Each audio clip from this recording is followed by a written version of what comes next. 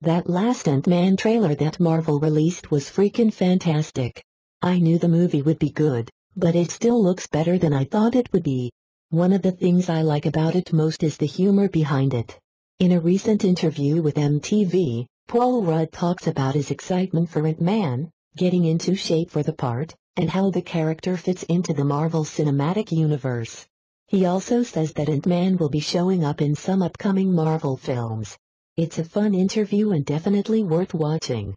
When talking about the comedic tone of the film, Rudd says, "I think that there is, but at the same time, it's not an out-and-out comedy.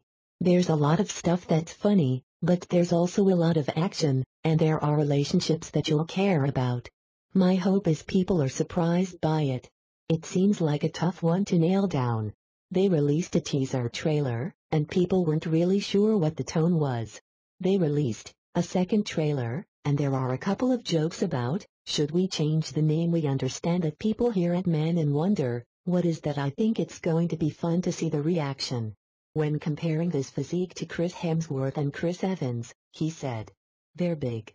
They got bulk. I'm playing a guy who shrinks down to the size of an ant. Bulk makes no sense. I'm lean. I'm fairly sinewy. I look like Scott Glenn in Urban Cowboy." When talking about how Ant-Man fits in with the MCU and the future of the character, he says, "It's a part of the Marvel Universe, but it stands on its own. I think it absolutely fits in, and I wouldn't be surprised if we see Ant-Man in some other things." That being said, it's a movie where if you have never seen any of the Marvel movies, you're going to totally get it.